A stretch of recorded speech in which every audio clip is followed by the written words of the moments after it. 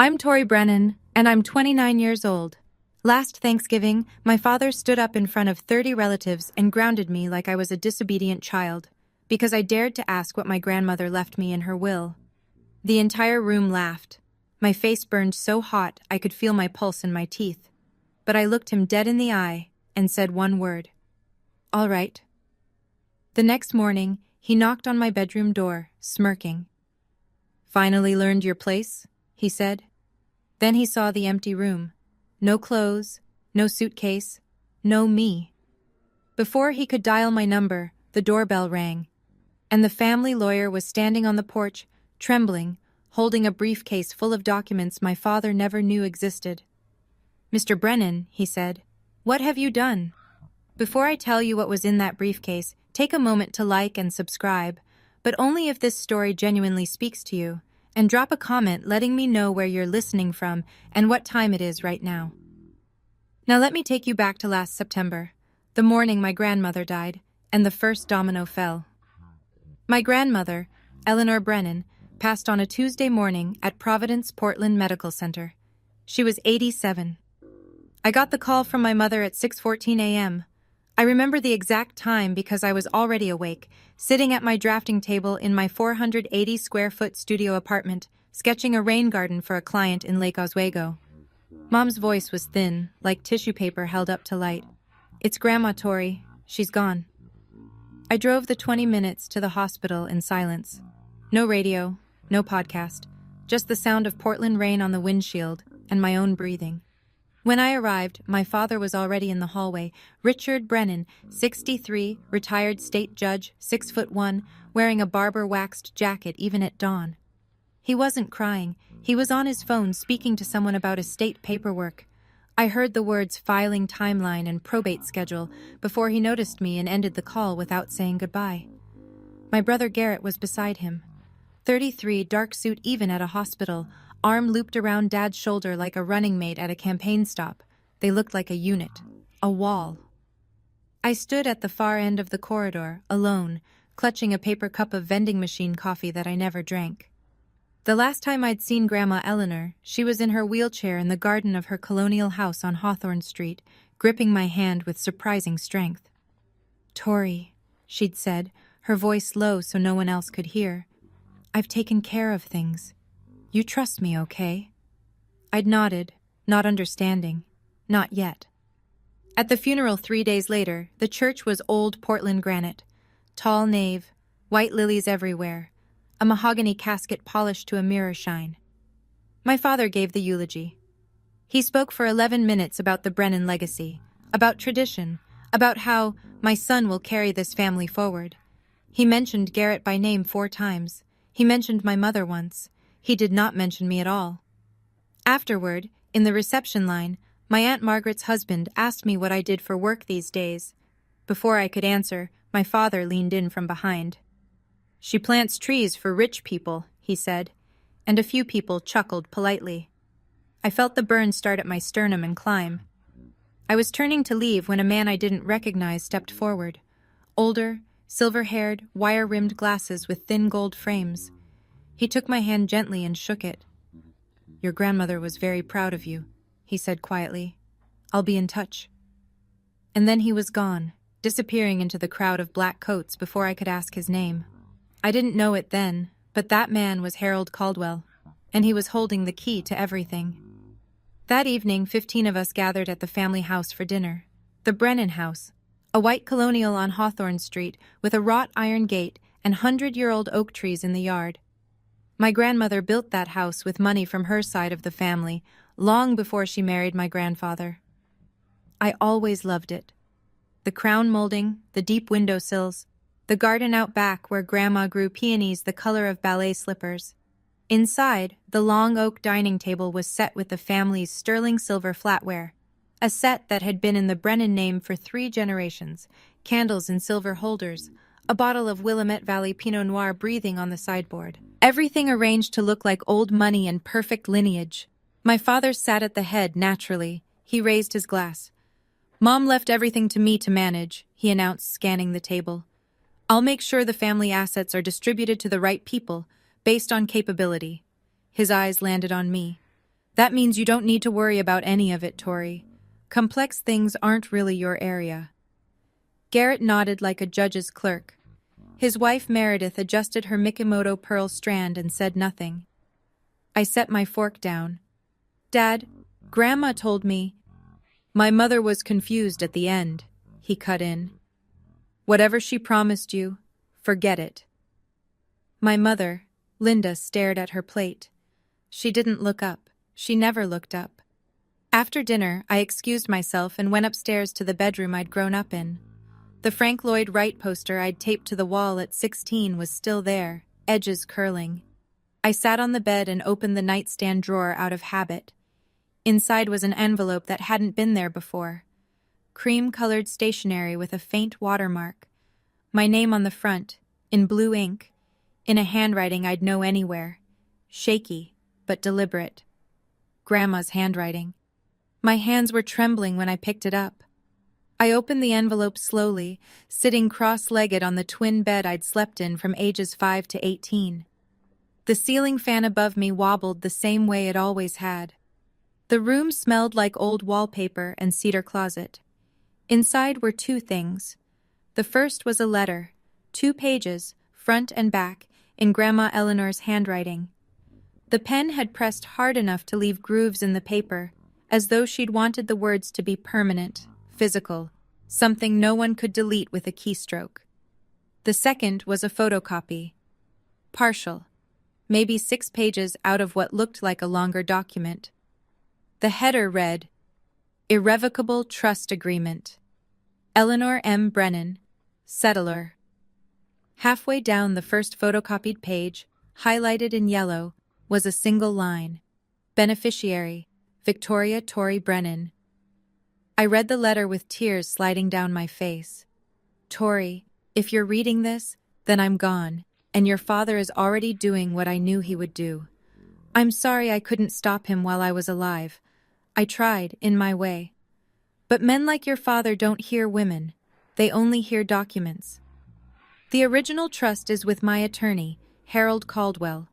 His office is on Northwest 23rd Avenue in Portland. The copy I've left you is partial, not enough to prove anything on its own, but enough for you to know I'm telling the truth. Don't show this to anyone. Not your father, not Garrett, not even your mother. I love Linda, but she will tell Richard. Wait until the right time, and Harold will know what to do. You were always my architect, Tori, the one who builds. Don't let them tear you down. All my love, Grandma. I folded the letter back into the envelope and pressed it against my chest. The photocopy was incomplete. I couldn't use it as evidence. I didn't have a lawyer. I didn't know who Harold Caldwell was beyond a name and a street. And my grandmother had been in the ground for 48 hours. But for the first time in years, I felt something besides small. I felt like someone believed in me, had always believed in me, and had put it in writing. I drove back to Portland the next morning without saying goodbye. No one noticed. Or if they did, no one called. My studio apartment was exactly as I'd left it. Plants crowding every windowsill, drafting table covered in tracing paper, a cold mug of tea from 2 days ago still sitting by the sink. I loved this place, even though it was small enough that I could touch opposite walls if I stretched. It was mine. The one space in the world where no one told me I wasn't enough. I sat down at my laptop and Googled Harold Caldwell Attorney Portland. The results came up immediately. A small office on Northwest 23rd Avenue, solo practice, specializing in estate planning and trusts. A headshot showed a silver-haired man with wire-rimmed glasses. The man from the funeral. I hovered over the phone number. I didn't call. Not yet. Because there was a part of me, the part my father had trained since childhood, that whispered, what if Grandma really was confused? What if this is nothing? What if you call and find out the one person who believed in you was just a sick old woman who didn't know what she was signing? I wasn't ready to risk that. Not yet. Instead, I turned to work. A landscape architecture firm in the Pearl District had a deadline in 2 weeks, a rooftop garden for a new condo development. I needed the paycheck. I was still carrying $38,000 in student loans, $420 a month, from the 1 year of law school I'd attended before dropping out to pursue design. The year my father said I betrayed the family. I was checking email to confirm the project specs when I saw it. Buried between a newsletter and a shipping notification. An email from Garrett. No, not to me. Forwarded to me. By accident. Subject line. R.E. Trust Amendment.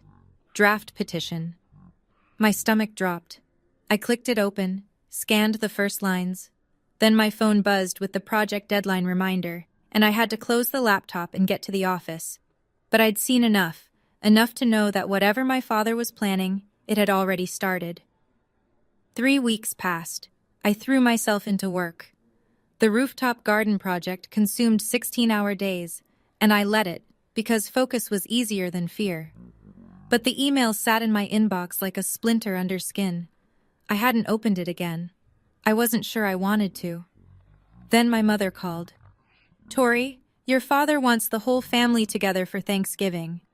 Her voice had that particular thinness it got when she was relaying Richard Brennan's orders and pretending they were invitations. "He says he wants to mend things." I almost laughed. My father had never mended a thing in his life. He broke things and then told you it was your fault for being breakable.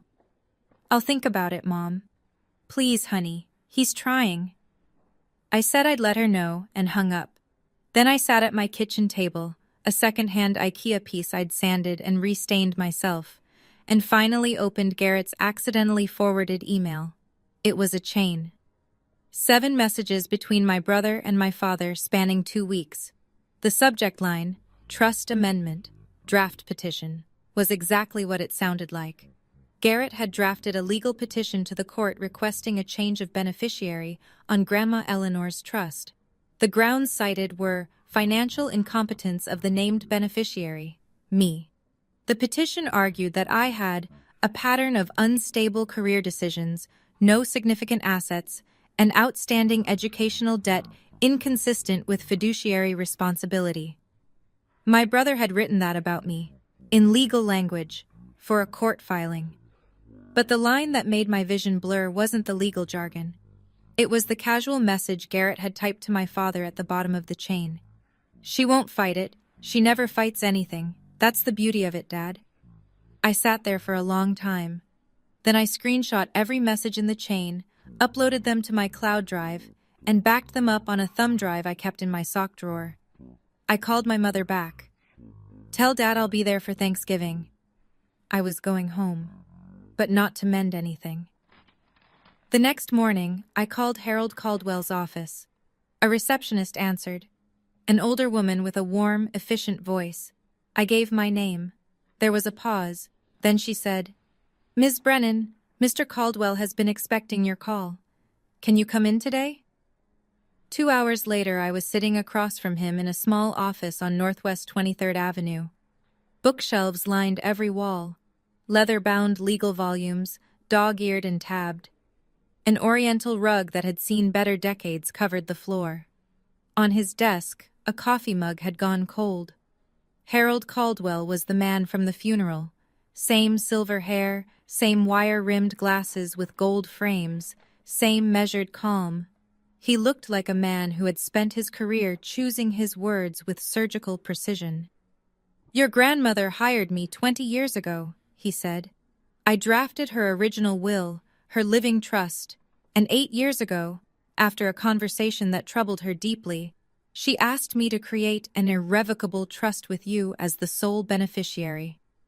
He opened a leather portfolio and slid a document across the desk. The original, thick, cream-colored paper, a notary's red seal from the state of Oregon, signatures at the bottom. $620,000 in an educational trust, managed by U.S. Bank, he said. Irrevocable means your father, as trustee, cannot alter the beneficiary. Any petition to do so requires either your written consent or a court ruling based on evidence of the settler's mental incapacity at the time of signing. He paused. Your grandmother anticipated this. She had her physician, Dr. Margolis, perform a cognitive evaluation the same week she signed. The results are in the file. She was fully competent. I exhaled. It was the first full breath I'd taken in weeks. There's more, Caldwell said. Your father filed a petition 3 weeks ago requesting a change of beneficiary. He listed Garrett. He told the court he was unable to locate you to obtain consent. The old lawyer's jaw tightened. You and I both know that's not true. I showed him the email chain. He read it without expression, then looked up. This is evidence of deliberate breach of fiduciary duty. If you want to fight this, you have everything you need. I want to fight this. He nodded. Then he said, almost as an afterthought, there's one more thing, Tori. Your grandmother also left you the cottage at Cannon Beach. It's included in the trust. I don't think your father knows about it. He never read the full document. I stared at him. The Cannon Beach house. The little cedar cottage where Grandma took me every summer. Where we'd sit on the porch and watch Haystack Rock turn gold at sunset. She'd told me once it was her favorite place in the world. She left it to me. Harold Caldwell looked at me over his glasses. Your grandmother knew exactly what would happen after she was gone, and she spent the last 8 years making sure you'd be protected. He closed the portfolio. The question is, when do you want to use this? Thanksgiving, I said. He's invited the whole family, 30 people. Caldwell studied me for a long moment. Then he gave a single, slow nod. The Wednesday before Thanksgiving, I packed a small bag, 1 change of clothes, my camel wool coat, the nicest thing I owned, bought secondhand from a consignment shop on Alberta Street, a toothbrush, and a manila folder, thick with notarized copies.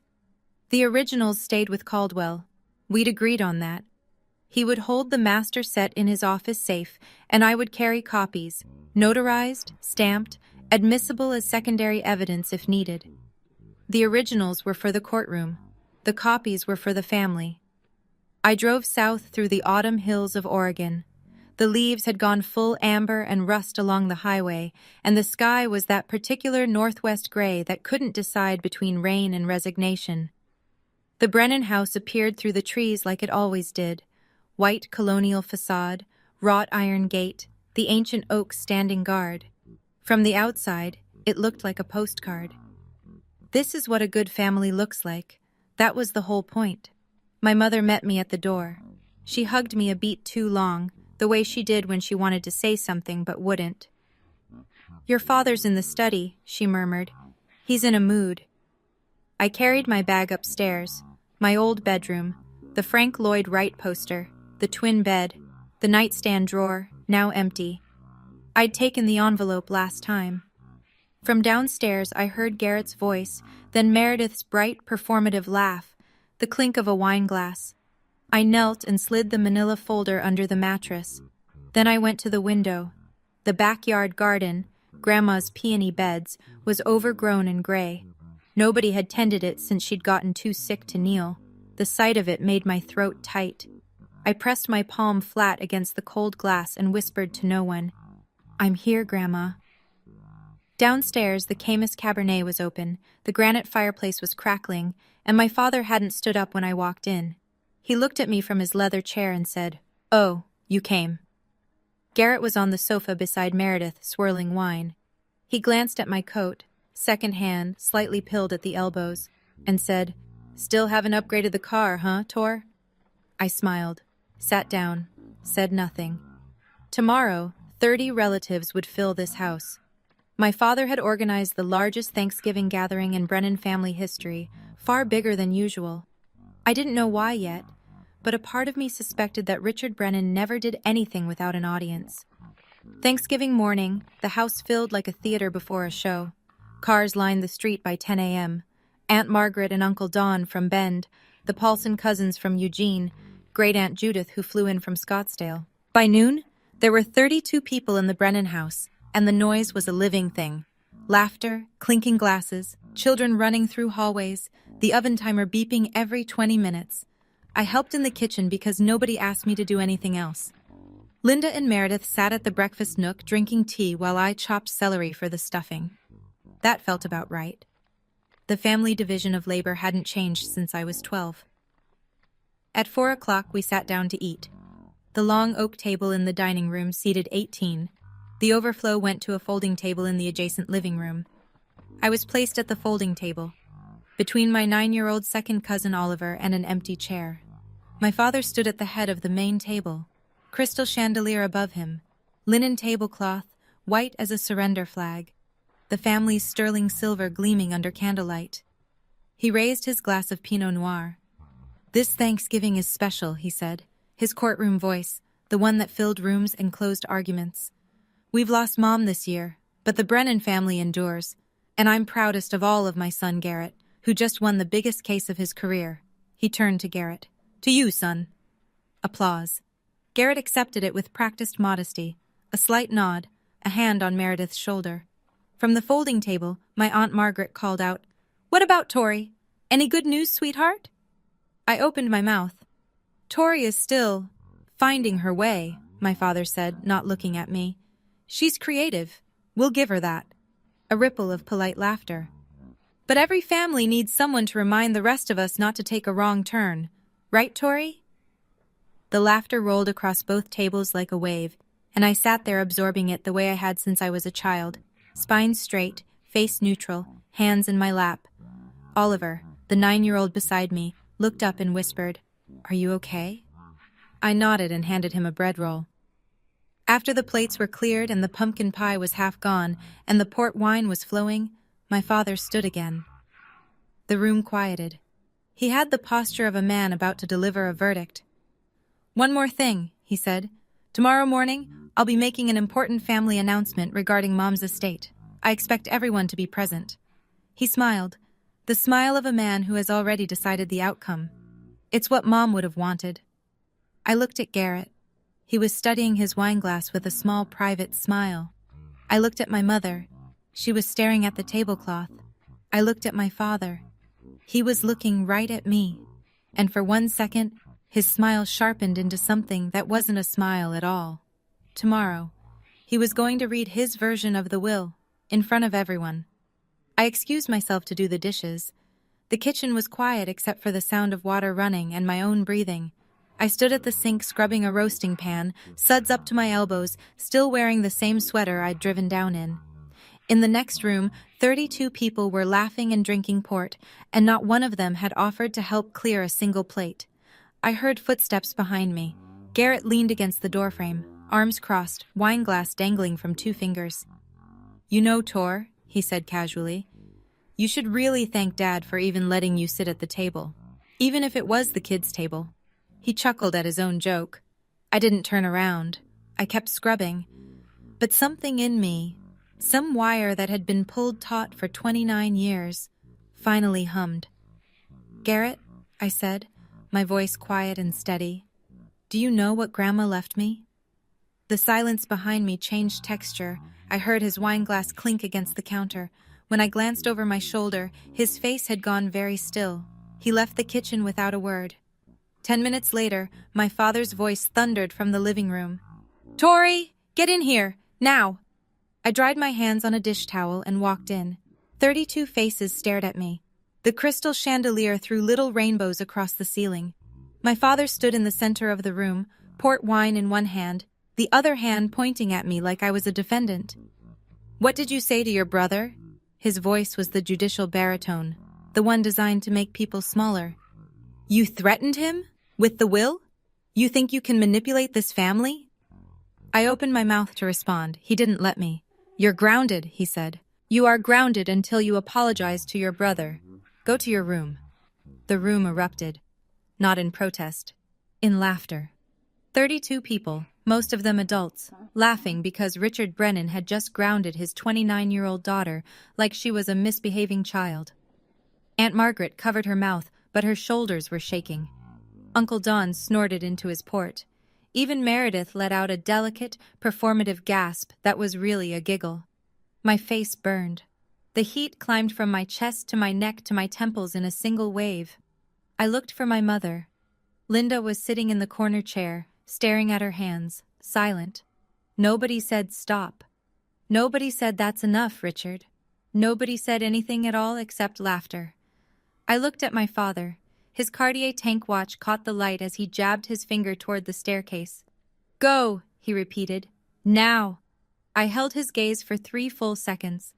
Then I said, in a voice so calm it surprised even me. "All right." I turned. I walked upstairs.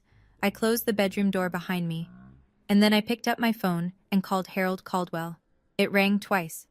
He answered. I said, "Mr. Caldwell, I need you to bring the originals tomorrow morning, 8 a.m. There was a pause. Then his steady, measured voice. "I'll be there." I hung up, set my alarm for 4 a.m., and sat on the edge of the twin bed in the dark, listening to the laughter still floating up through the floorboards, thinking, laugh, enjoy it. Because that is the last time.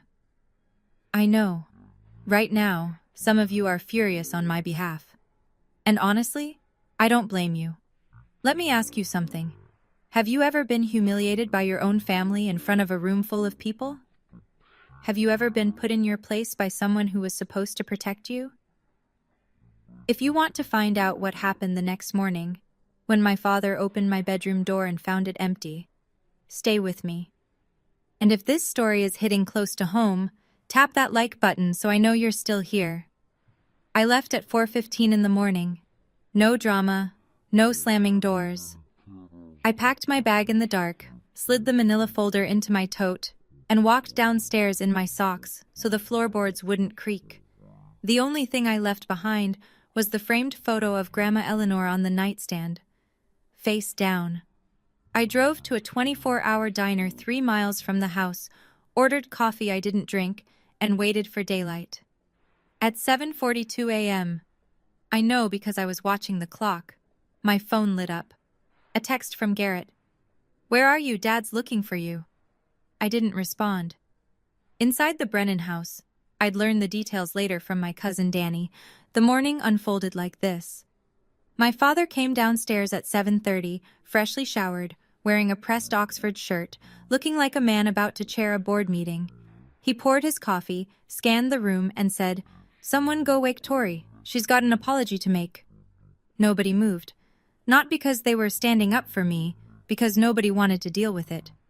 Richard climbed the stairs himself. He knocked twice, his judicial knock, crisp and expectant. "Tori, it's morning. You ready to apologize to your brother?" Silence. He opened the door. The bed was made. The closet was open and empty. The drawers were cleared. The room held nothing of me except the photograph of Grandma Eleanor, face down on the nightstand, like a final punctuation mark. Danny told me later that my father stood in that doorway for a full 10 seconds before his expression shifted. Confusion first, then something darker. He came downstairs slowly. "Tori's gone," he announced to the 20-odd relatives still lingering over breakfast.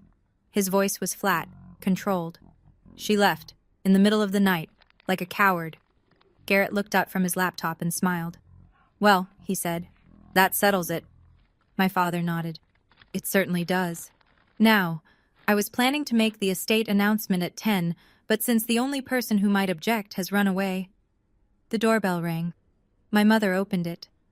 And there, on the front porch, in a gray suit, with a brown leather briefcase and an expression like a storm front, stood Harold Caldwell. "I'm Harold Caldwell," he said, "attorney for Eleanor Brennan.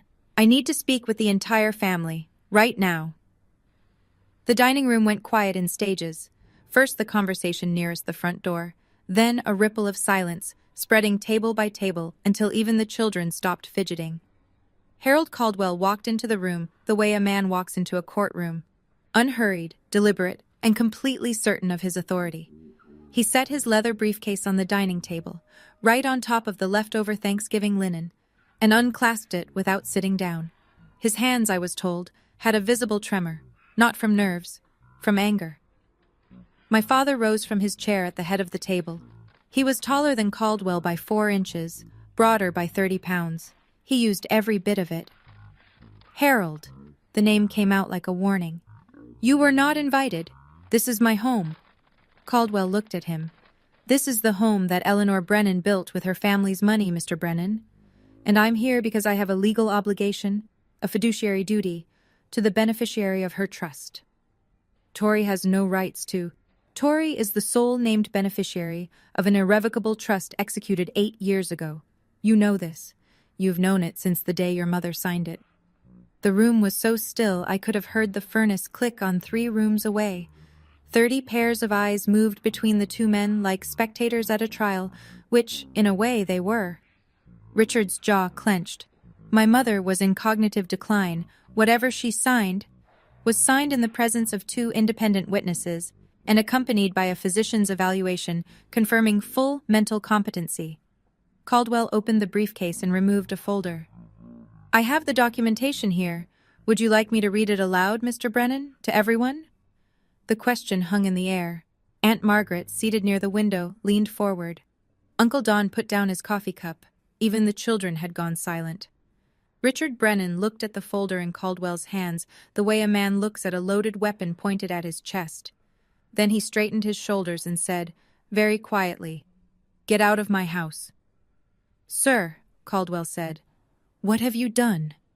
What happened next is something I've replayed in my mind 100 times, because it was the moment the mask finally cracked. Not slowly, not gracefully, but in a sudden, ugly split, right down the center. My father stepped toward Caldwell. "I said get out. You're trespassing. I'll call the police." "You're welcome to," Caldwell replied, not moving an inch. "And when they arrive, I'll show them the petition you filed with the court 3 weeks ago, the one where you claimed you were unable to locate the beneficiary of your mother's trust." He paused. "The beneficiary whose phone number you have, whose address you have, who was sleeping in this house last night." Richard's face went through a sequence, red, then white, then a kind of mottled gray that I'd never seen on a living person. Around the room, I could see the reaction spreading, Margaret pressing her hand to her mouth, Uncle Don's brow furrowing, cousins exchanging glances. That's when Garrett stood up.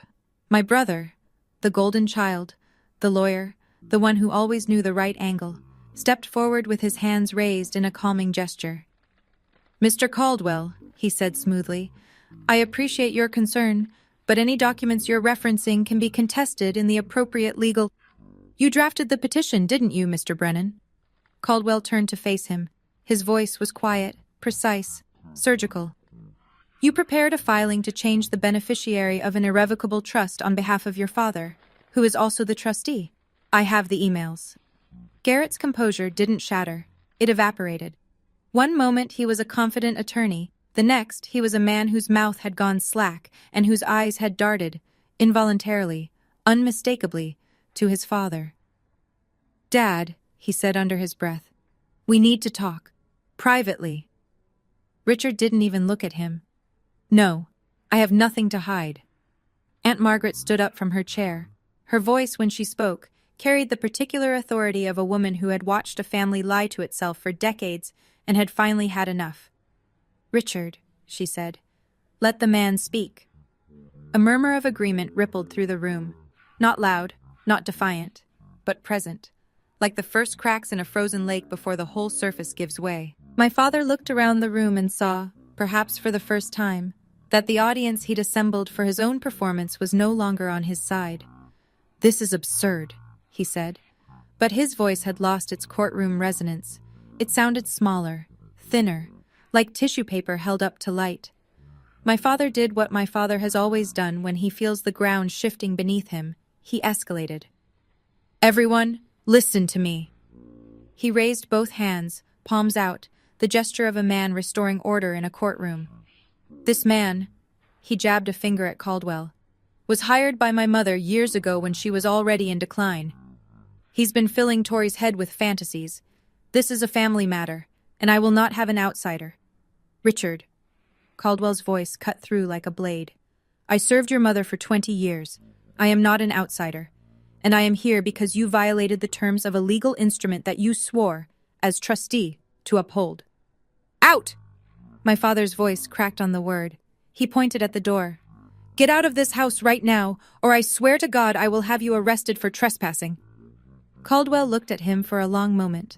Then he closed his briefcase with a deliberate click, tucked it under his arm, and nodded. Not in defeat, but in acknowledgement, like a chess player recognizing the next 3 moves. "I'll leave," he said calmly, "but I'll be back at 2 o'clock this afternoon, for the formal reading of Eleanor Brennan's estate, which you scheduled, Mr. Brennan. It's on your own calendar." He paused at the doorway. "And I won't be coming alone." The front door closed behind him with a soft click. My father turned back to the room. 30 faces, some confused, some uncomfortable. A few, Margaret, Danny, openly skeptical. He smoothed his shirt, adjusted his watch, and reassembled his composure the way a man straightens a painting after an earthquake. "I'm sorry you all had to see that," he said. "Tori hired some bargain basement lawyer to stir up trouble. It's what she does. She runs from responsibility and then causes chaos from a distance." He shook his head with practiced sadness.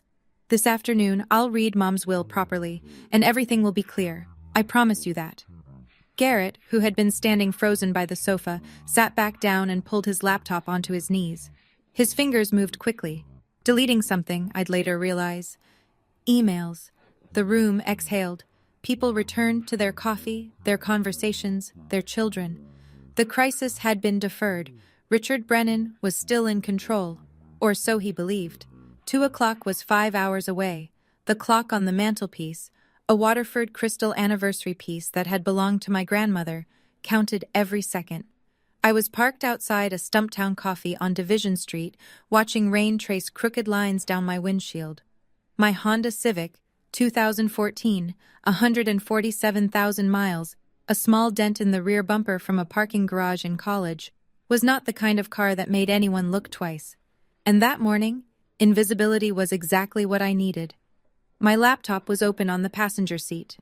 At 8:17 a.m., I'd sent a formal email to the Trust Management Division at U.S. Bank, requesting written confirmation of my status as beneficiary of the Eleanor M. Brennan Irrevocable Trust.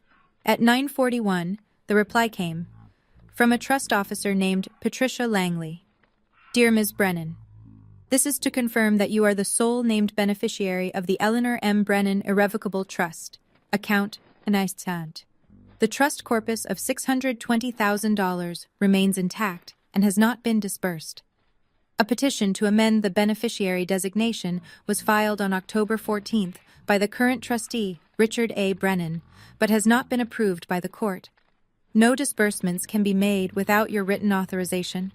I read it 3 times, then I saved it, backed it up, and printed a copy at the FedEx office 2 blocks away. At 11:15, Caldwell called. "He threw me out," he said, with something that might have been dry amusement. "Threatened to call the police." "I know. My cousin Danny texted me. 2 o'clock, Tori. I'll be parked on the next block. You go in first. I follow." "Okay." A pause. "Are you sure about this? Once it's done, there's no going back." I looked out at the rain. A woman walked past the car holding a little girl's hand, both of them splashing through puddles, laughing at nothing. The simple, stupid beauty of people who felt safe. "I've been going back my whole life, Mr. Caldwell. Every holiday, every phone call, every time I swallowed something that should have made me spit. I'm done going back." "Then I'll see you at 2. I hung up, opened the mirror on my sun visor. The face looking back at me was pale, tired, and absolutely certain. I zipped my coat, checked the folder one last time. Trust copy, notarized. Bank confirmation, printed. Email chain, screenshotted and time-stamped. Grandmother's handwritten letter. Everything in order. Everything real. I started the engine. Inside the Brennan house, the morning stretched like a rubber band pulled too tight. Danny told me later what it looked like from the inside. After Caldwell left, the casual post-Thanksgiving ease had curdled. People were still talking, still pouring coffee, still picking at leftover pie. But the conversation had a new undercurrent, the kind of tension where everyone is discussing the weather but thinking about the earthquake. Aunt Margaret cornered my mother in the hallway by the guest bathroom. "Linda," she said quietly, "is Richard sure everything is in order? That lawyer this morning didn't look like a man who was bluffing." My mother's eyes were rimmed red. "I don't know, Margaret. Richard doesn't tell me about the finances. He never has." Margaret looked at her for a long moment and said nothing, which from Margaret said everything. In the kitchen, Danny pulled out his phone and texted me, "You okay? What's going on?" I replied, "I'm okay. Be there at 2. Please be in the room when I get there." He wrote back instantly, "I'm not going anywhere." Meanwhile, in my father's study, the room with the leather chair, the legal volumes on mahogany shelves, the framed photos of Richard shaking hands with various Oregon judges. My father was making phone calls. Danny heard him through the door, growing louder with each attempt. It was the Friday after Thanksgiving. Every attorney's office in Portland had their voicemail on. Richard Brennan, former judge, could not reach a single lawyer. Garrett appeared in the study doorway. "Dad," he said carefully, "maybe we should postpone the reading. Give ourselves time to—" "No," my father's voice was granite. "I don't retreat. Not from Harold Caldwell, not from Tori, not from anyone. We do this today." Garrett closed his mouth. He looked, Danny said, like a man who has just realized the lifeboat has a hole in it. The Waterford clock on the mantelpiece struck noon. 2 hours. At 12:30, I walked into Caldwell's office for the last time before everything changed. He had the full dossier spread across his desk in 4 neat stacks. I sat across from him, and he walked me through each one, point by point, the way a surgeon reviews an X-ray before cutting. Stack 1. The original irrevocable trust. Cream paper, notary seal, Eleanor's signature in blue ink. Steady, deliberate, nothing like the handwriting of a confused woman. Beside it, the physician's letter from Dr. Margolis confirming cognitive competency at the time of signing. Date stamped, countersigned. Stack 2. The email chain between Richard and Garrett, printed, with full metadata showing timestamps, sender addresses, and routing information. The words, "She won't fight it," highlighted in yellow on the last page. Stack 3. The letter from Patricia Langley at U.S. Bank confirming my status as sole beneficiary and the intact trust balance of $620,000. Stack 4. A document I hadn't seen before. Caldwell slid it across the desk. "The deed to the house on Hawthorne Street." I looked at him. "The Colonial," he said. "Your family home. The deed has been in Eleanor's name since 1981. She purchased the property with inheritance from her mother, before she married your grandfather. Richard never owned it. He assumed, as he assumes most things, that it was his by default." Caldwell tapped the document. "Under the terms of the trust, upon Eleanor's death, ownership transfers to the named beneficiary." I stared at the deed. My father's house, the house where he'd sat at the head of the table, where he'd grounded me in front of 30 people, where he'd built his entire kingdom of authority, had never been his. "He doesn't know this," I said. "He never read the full trust document," Caldwell confirmed. "He read the first 3 pages, the ones that named him trustee, and stopped." Of course he did. Richard Brennan had never needed to read the fine print. He was the fine print. He was the final word. Or so he'd always believed. I gathered the 4 stacks into the manila folder. Caldwell placed the originals back in his briefcase. "I go in first," I said. "You come when I signal." "How will I know?" "You'll know." We shook hands. His grip was firm, and his eyes, behind those gold-framed glasses, held something I hadn't seen from any adult in my family since my grandmother died. Trust. At 1:45, I drove down Hawthorne Street for the second time in 24 hours. The rain had stopped. A thin November sun was pushing through the clouds, turning the wet street into a mirror. The oak trees along the block were almost bare now, their branches sketched black against the pale sky like cracks in porcelain. I drove slowly. I wasn't stalling. I was remembering. This was the street where Grandma Eleanor taught me to ride a bike. The sidewalk where she walked me to school the year my parents couldn't be bothered. The front yard where she'd knelt beside me in the dirt and shown me how to transplant a seedling without disturbing its roots. "The secret," she'd said, pressing my small hand into the soil, "is to take the whole root ball. You don't leave any part of yourself behind." My phone buzzed. "Linda." I pulled over and answered. "Tori, where are you?" My mother's voice was strained, pleading. "Your father is furious. Just come home and apologize, and this can all be over. Please." "Mom," I said, "I'm coming home, but not to apologize." A silence, then very small. "What are you going to do?" "The right thing." I hung up. Parked on the block behind the house, next to Caldwell's silver sedan. He was sitting in the driver's seat, briefcase on his lap, reading glasses on. He glanced at me through the windshield and gave a single nod. I got out of the car. Camel coat. Canvas tote with the manila folder inside. My hands were steady. The gate was open. The front door was unlocked. From inside I could hear voices. The murmur of 30 people assembled and waiting for Richard Brennan to tell them how the world was supposed to work. I walked up the porch steps my grandmother had built and pushed the door open. I slipped in through the kitchen entrance and stood in the hallway, just out of sight of the living room. Through the archway, I could see the scene my father had staged. The living room had been rearranged. Chairs pulled from the dining room, the den, even the porch, all facing the fireplace, like pews facing an altar. 30 people, seated and attentive. Richard stood before them in his pressed Oxford, reading glasses perched on his nose, tortoiseshell frames, the ones he used to wear on the bench. In his hand, a single sheet of paper. He held it the way judges hold verdicts, high enough that everyone could see it, low enough that no one could read it. "Thank you all for being here," he said. "As you know, my mother's passing left certain matters to be settled. I've reviewed her wishes carefully, with input from Garrett, and I want to share the distribution plan she intended." He paused for effect. The room was silent. "The family trust will be consolidated under my management.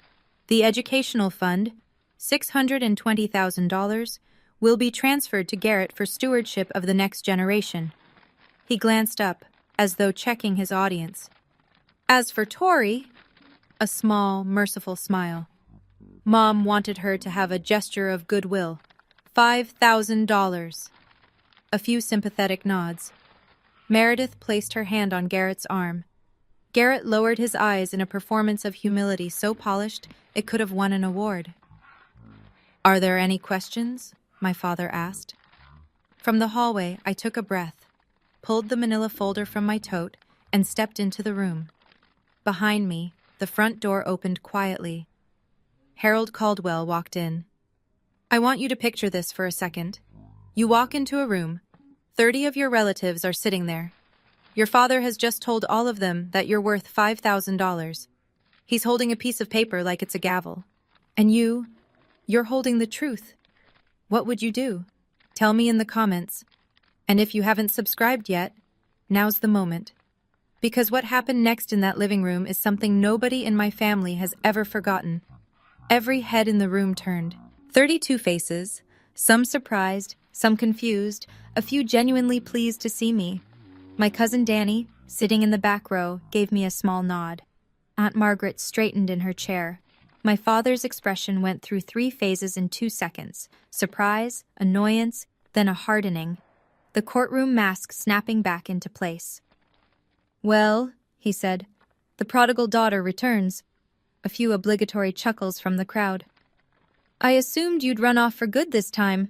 Are you here to apologize to your brother?" "No," I said. My voice was level, calm in a way that surprised me, because my heart was slamming against my ribs so hard I was sure people could see it through my coat. "I'm here to hear the will, the real one." I walked past him, past his pointed finger, past his Cartier watch, past the chair where he'd held court for 30 years, and set the manila folder on the table beside the fireplace. Caldwell stepped in behind me. Briefcase, gray suit. The quiet authority of a man who had been doing this for decades. "What is this?" Richard said. The annoyance was curdling into something uglier now. "I told you this morning. Get out of my house." I turned to face the room. Not my father. The room. The people. "I'm sorry to interrupt," I said, "but what my father just read is not my grandmother's will. It's not her trust document. It's a distribution plan he wrote himself." I placed my hand on the folder. "This is the original irrevocable trust that Eleanor Brennan executed 8 years ago.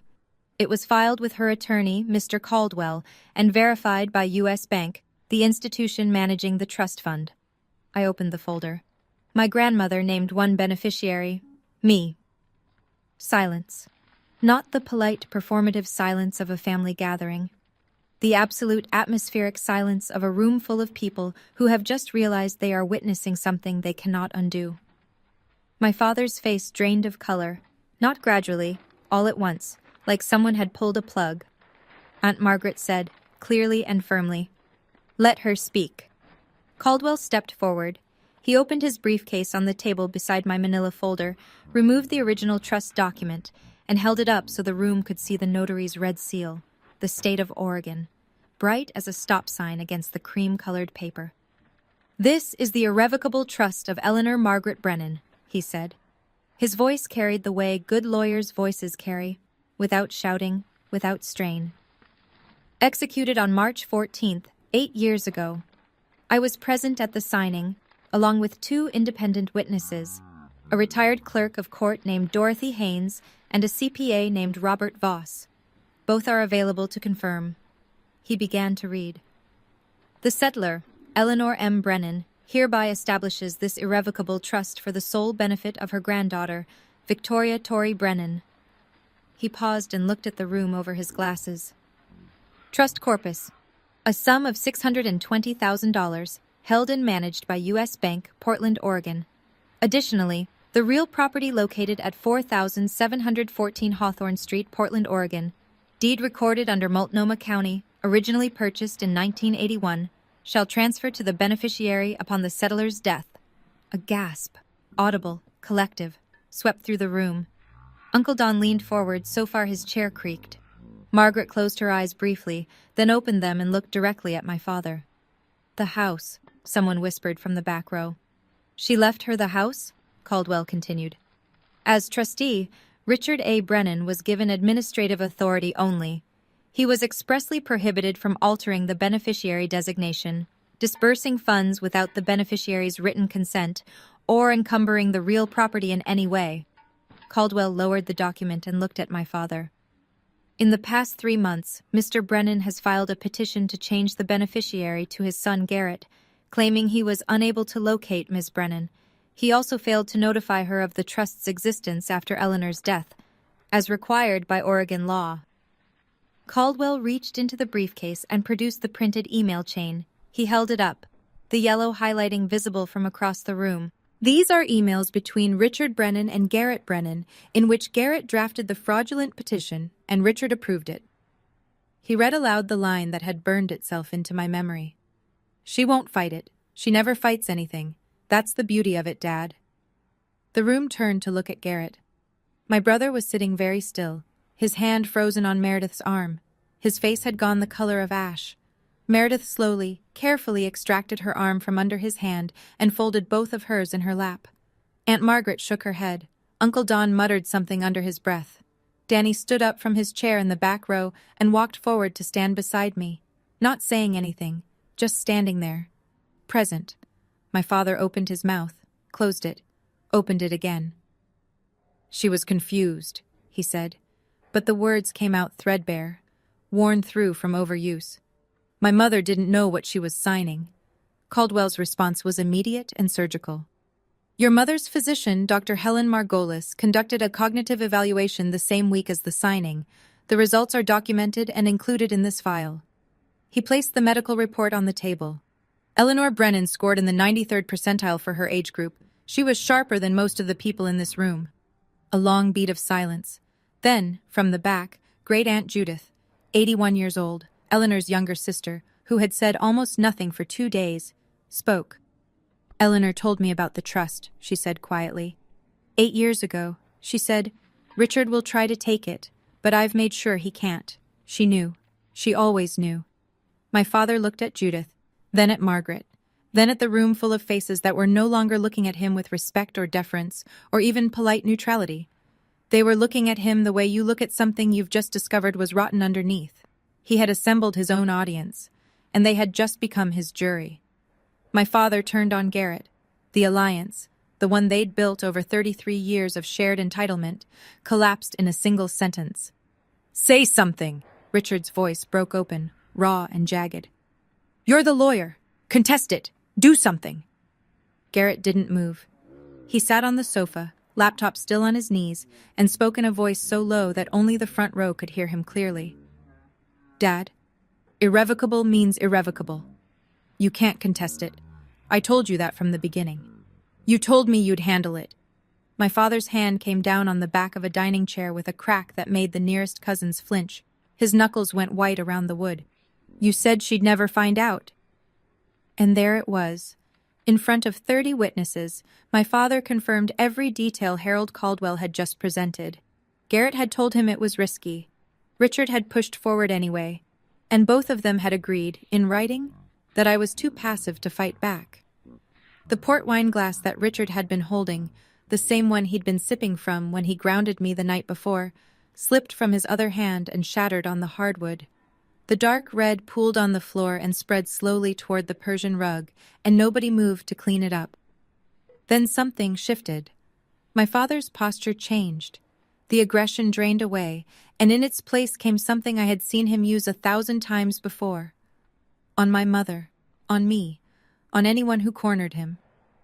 He softened his voice. He lowered his shoulders.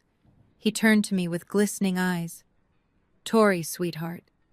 The word, sweetheart, landed like a counterfeit bill on a counter. "I was only trying to protect the family's assets. You're young. You don't have experience with this kind of money. I was doing this because I love you." I looked at him.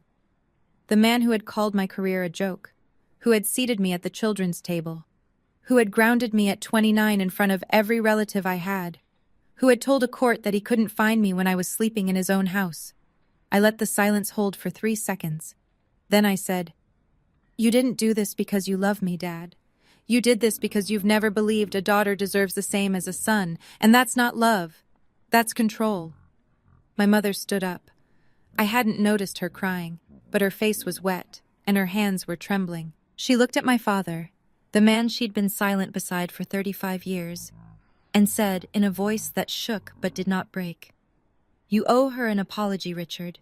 You've owed her one her entire life." The room held its breath. My father looked at my mother as though she had spoken in a language he didn't recognize. Then he looked at me. Then at the 30 faces watching him. He said nothing. He turned and walked into his study and closed the door. In the minutes that followed, the room rearranged itself, not the furniture, but the people. The invisible lines of allegiance that had structured every Brennan gathering for as long as I could remember shifted, quietly and permanently, like tectonic plates. Aunt Margaret reached me first. She pulled me into a hug that smelled like Chanel No. 5 and coffee, and she said close to my ear, "Your grandmother would be so proud of you right now, sweetheart. So proud." Danny squeezed my shoulder. "I always knew you were the toughest one in this family," he said. "You just never needed to prove it before." Cousins I hadn't spoken to in years came forward. A handshake, a nod, a quiet, "I'm sorry, Tori." Not all of them. Some stayed seated, uncomfortable, staring at the floor. A few stood up and left. Not in protest, but in the way people leave a room where something has broken that they don't know how to fix. Garrett rose from the sofa. He didn't look at me. He took Meredith's arm and walked toward the front door. Meredith paused in the hallway, reached up and unclasped her pearl strand, the Mikomoto necklace she'd been wearing all weekend like a badge of status, and dropped it into her coat pocket, as though she wanted to make herself smaller, less visible, less associated. Caldwell was already organizing the documents back into his briefcase. "I'll file the petition to remove Mr. Brennan as trustee first thing Monday morning," he said to me. "The court process takes approximately 30 days. In the meantime, the trust is frozen. No disbursements, no changes." I nodded. The living room was emptying slowly.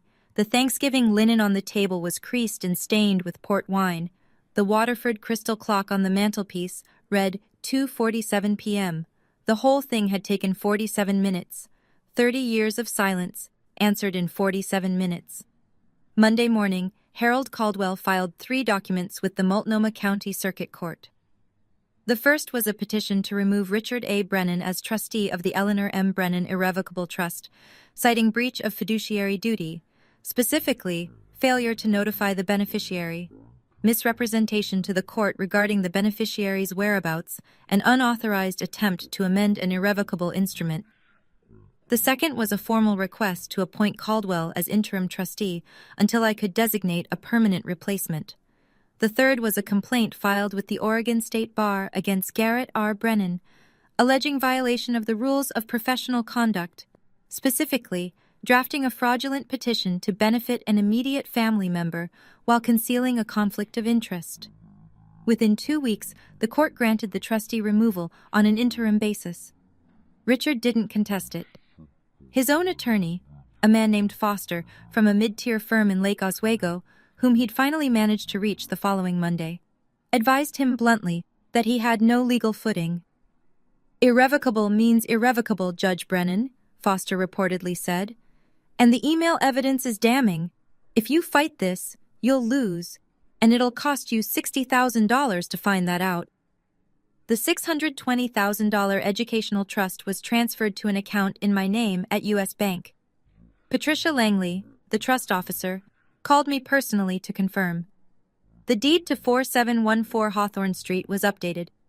My name replaced Eleanor's as owner. The colonial house, the wrought iron gate, the oak dining table, the garden where my grandmother grew peonies, was mine.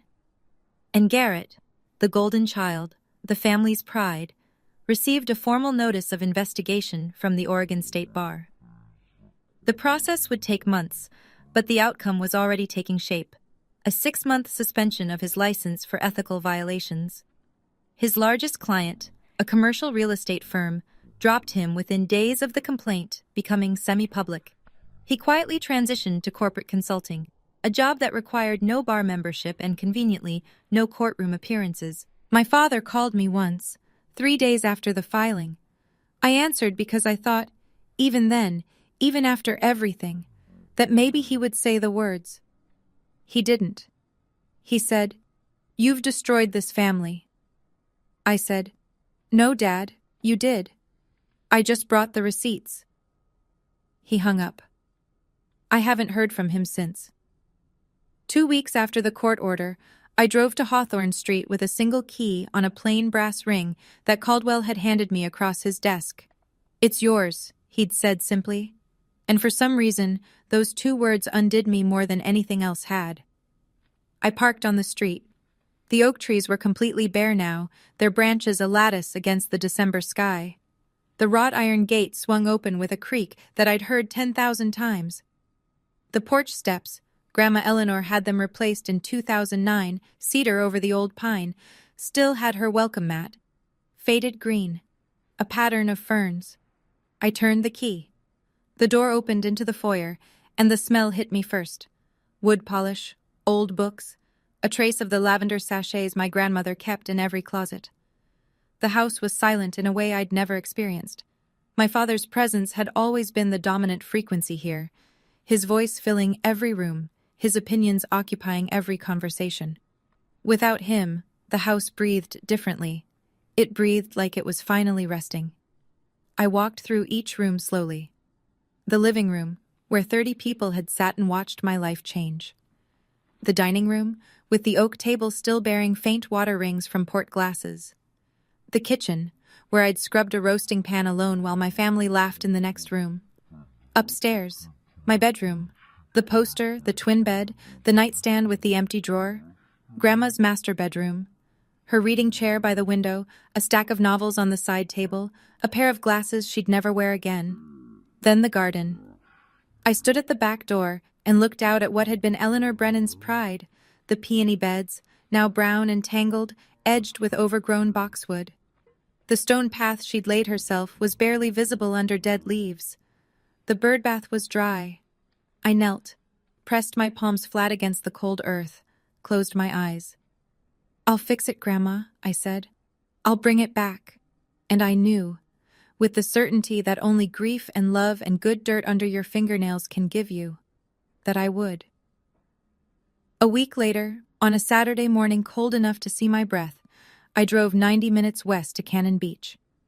I hadn't been there in 6 years.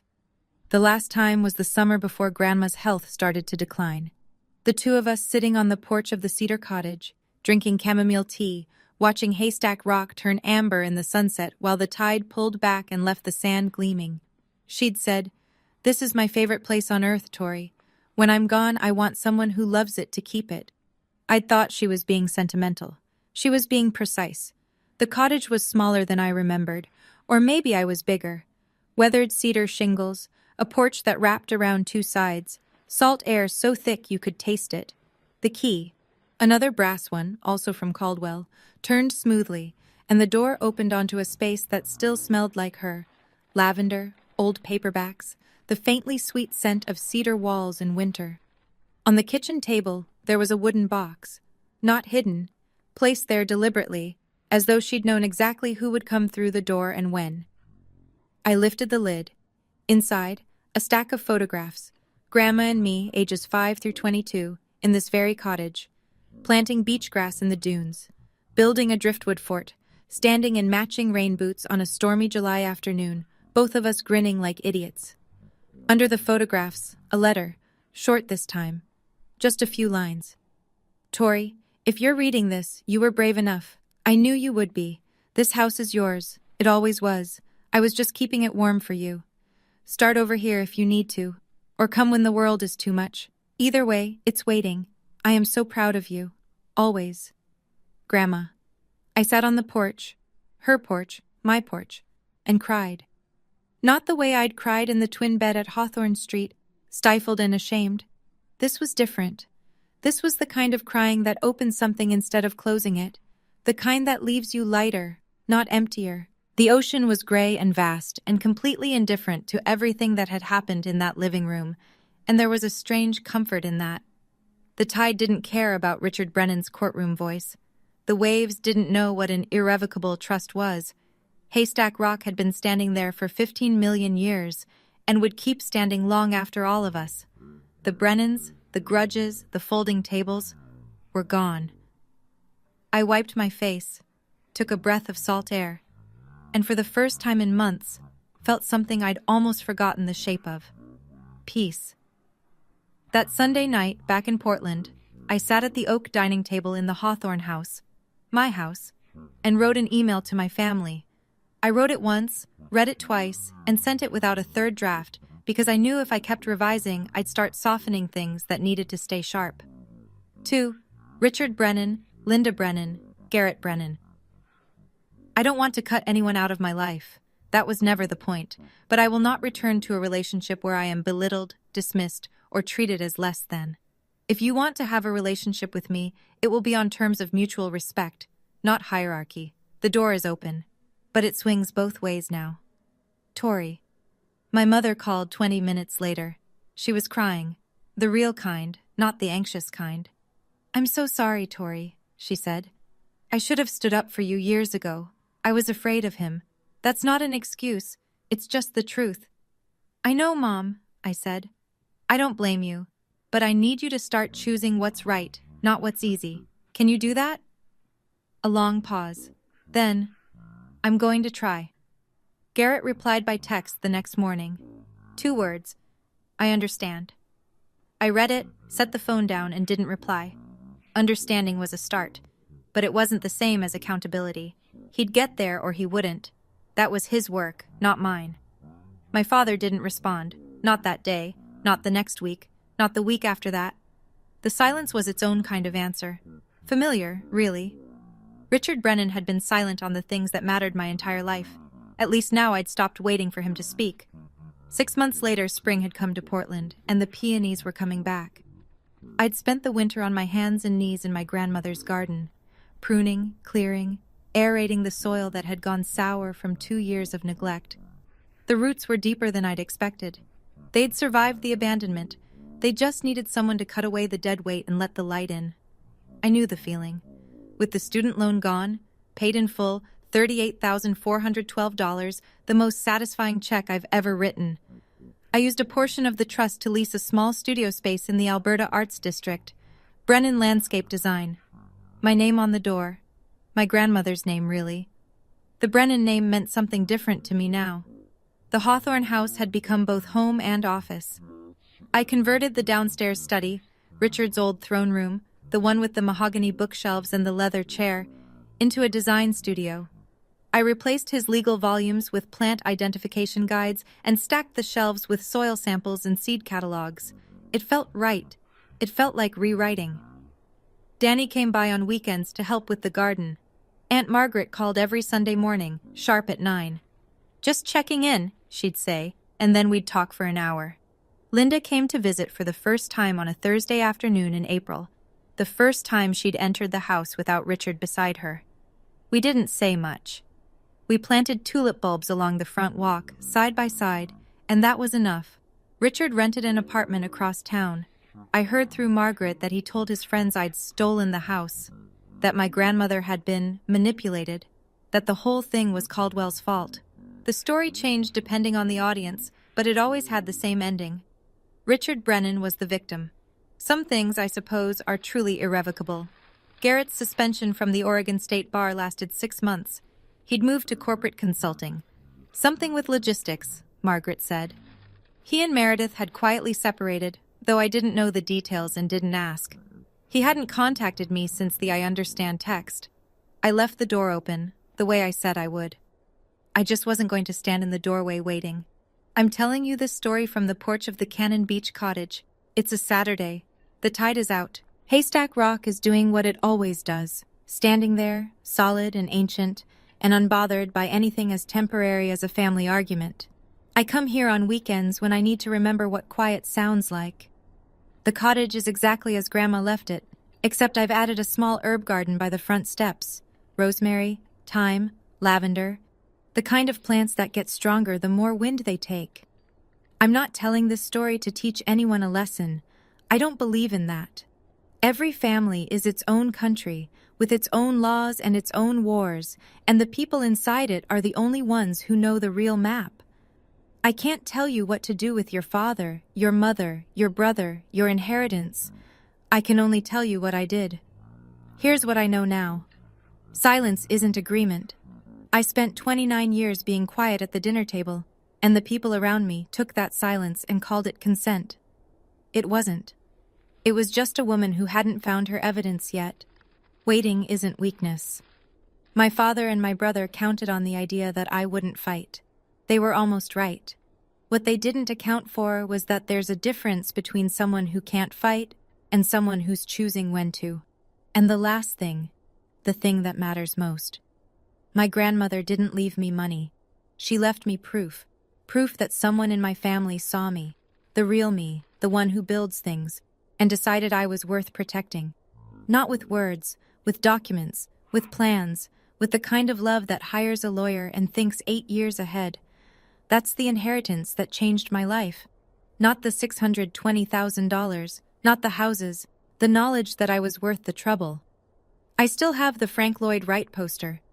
It's on the wall of my studio now, behind my drafting table, edges still curling.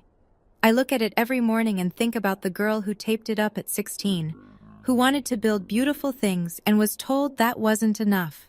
She was enough. She was always enough. She just needed the paperwork to prove it. Early morning, the hawthorn garden. The soil is damp from last night's rain, and the air smells the way Oregon air smells in spring, green and clean and full of the particular promise that comes from things deciding to grow. I'm on my knees in the dirt, planting peonies. The same variety my grandmother grew. Sarah Bernhardt, she always said, because she was dramatic, she was pink, and she lasted longer than anyone expected. Grandma had a sense of humor about everything, even flowers. The roots go in, the soil goes over.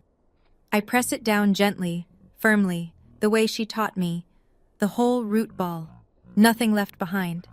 The sun clears the roofline and falls across the garden in long, golden bars.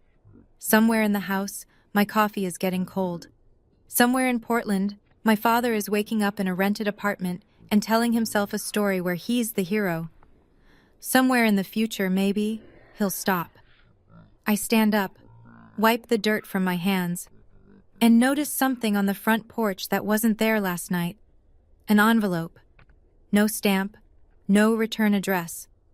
Just my name, in handwriting I'd know anywhere. Not Grandma's this time, but almost as familiar. I open it. A single line. I'm sorry I never stood up. I'm standing now. Mom. I fold the letter. I tuck it into my coat pocket, right next to the one from Grandma, the one I carry everywhere, the cream-colored stationery with the blue ink and the words that saved my life. 2 letters. 2 women, one who planned ahead and one who finally caught up. I walk back into my house, the house my grandmother built, the house my father lost, the house that was always meant for someone who would take care of it. I close the door, and for the first time in 29 years, it feels like coming home. Thank you for staying until the end. I mean that. If this story made you feel something, anger, relief, recognition, hope, then it did exactly what I needed it to do. Hit like if it resonated. Subscribe if you want more stories like this one, and check the description below. There's another story waiting for you there, and I think you might need to hear it too. I'm Tori Brennan, and that was the last time I ever sat at the kids' table.